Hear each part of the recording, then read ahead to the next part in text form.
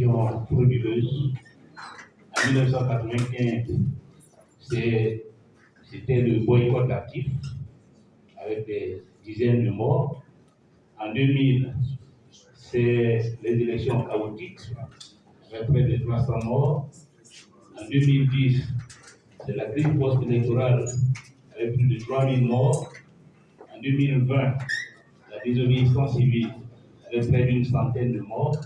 C'est dire qu'en Côte d'Ivoire, la question de l'alternance de façon pacifique se pose comme un problème d'activité nationale, comme une urgence nationale.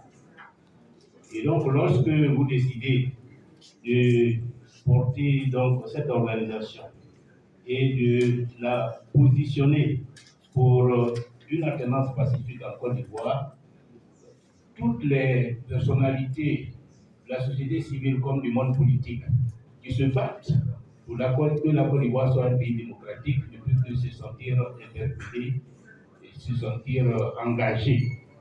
C'est pour cela que nous sommes là ce matin, pour associer notre voix à cette organisation.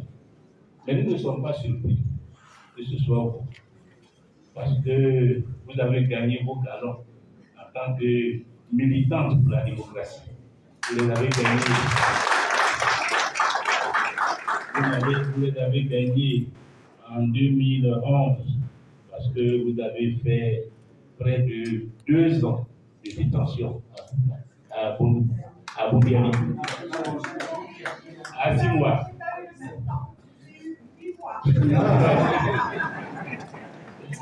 Mais cela vous donne le galon de capitaine. S'il y a les commandants, des colonels, et donc nous ne sommes pas surpris que vous soyez toujours dans le combat. Et nous appartenons à la même classe. Mais je pense que cela est important. Parce qu'aujourd'hui, on ne peut pas gouverner la Côte d'Ivoire si on n'a pas connu cette expérience. Si on n'a pas fait une seule heure derrière le bureau. Si on n'a pas, je dirais, le feeling de ce que représente l'engagement politique. Et donc, il faut se rassembler. Il faut se rassembler parce que cette bataille ne peut pas être la bataille d'une seule organisation, d'un seul parti.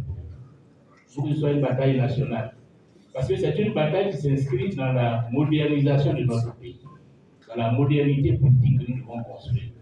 Et la modernité politique commence d'abord par la modernité des valeurs, de la pensée, de la culture politique, par l'adhésion aux valeurs de la démocratie, l'adhésion à l'alternance politique.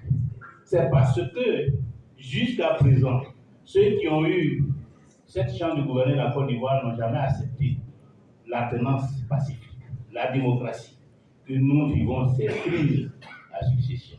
Et donc, nous devons d'abord construire l'ancrage des valeurs démocratiques dans notre pays. Comment faire pour que justement les élections soient transparentes, crédibles? C'est un engagement auquel nous devons tous nous associer.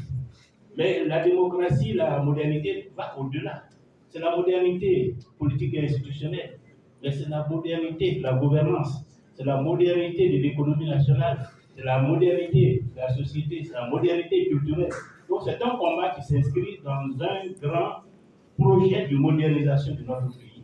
Et je voudrais véritablement vous assurer que notre organisation politique, le Front populaire ivoirien, que vous connaissez, qui a été, je dirais, un des fleurons de la lutte pour le pluralisme en Côte d'Ivoire, reste engagé dans ce combat et sera à vos côtés pour qu'ensemble nous puissions construire la modernité.